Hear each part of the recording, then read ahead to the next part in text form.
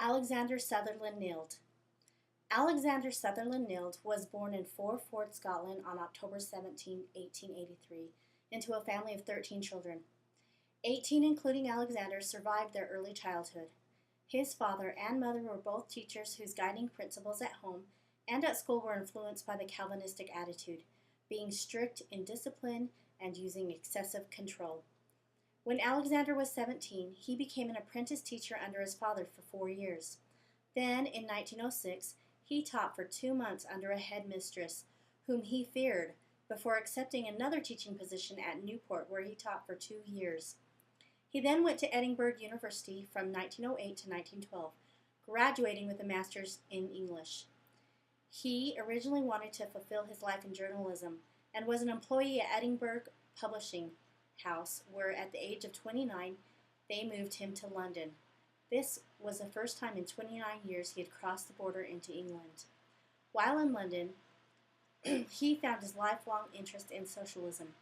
In 1914, he became unemployed when his employer went out of business, so he returned to teaching by becoming the headmaster of the school in Gretna Green on the Scotland-English border.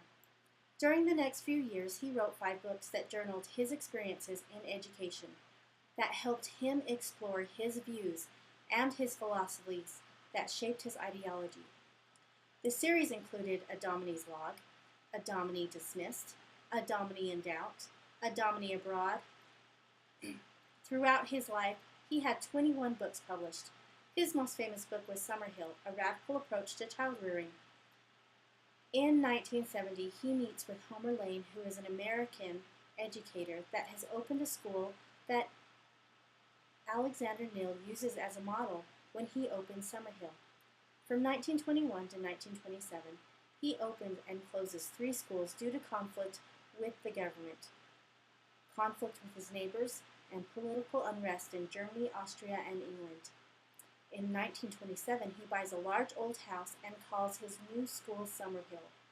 This school is still running today with much of the same philosophy it originally started out with.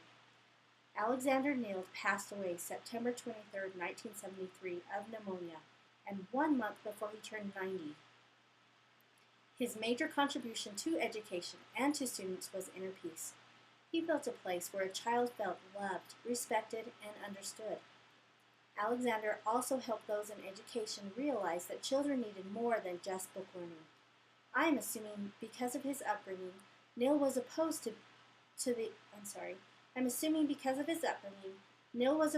accepting the traditional method of teaching. At Summerhill, his ideals and aims remained firm, allowing children freedom to grow emotionally, offering children power over their own lives, giving children the time to develop naturally, and creating a happy childhood by removing fear and coercion by adults. He allowed students to have control over his life, to have control over their lives by allowing the student to choose which classes to take, if any.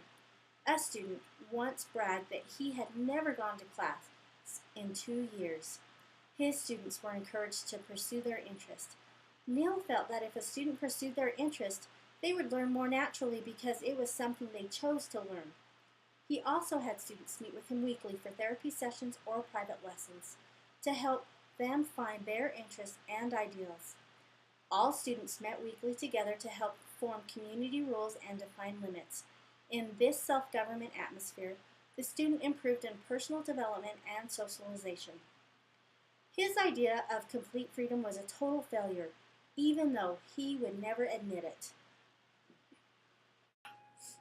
Alexander Neill said, "I am only just realizing the absolute freedom of my scheme of education.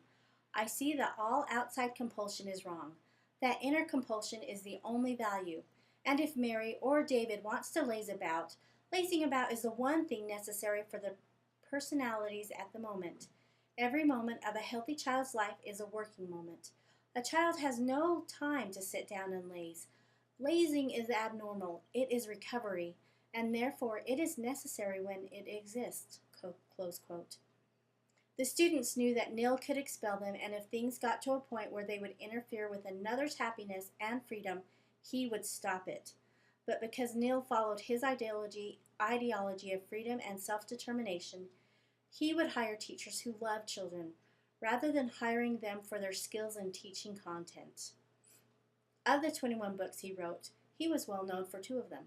The first was That Dreadful School, published in 1937, in which he describes his method and his philosophy he used at Summerhill. The most famous of his books was Summerhill, A Radical Approach to Child Rearing, published in 1960. This book's suggestions were accepted in America to allow children more freedom to grow, develop, and determine their own interests and future. Today, the philosophy of allowing children to choose their own future according to their own interests is prevalent in our school system and at universities. There are even schools dedicated to certain professions rather than academia. Some examples include Juilliard and other various performing arts schools. There is even a 4-year culinary school for high school students in New Orleans with the support of Emeril Lagasse. I believe that his ideals, that children are important and should be treated as such, is essential in teaching. His idea that children should have ultimate freedom with no direction from adults was delusional, because he gave his students direction without realizing his influence of his personality in their lives.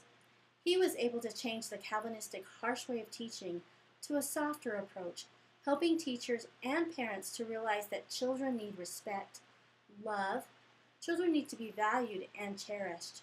To me, this was his ultimate gift in education.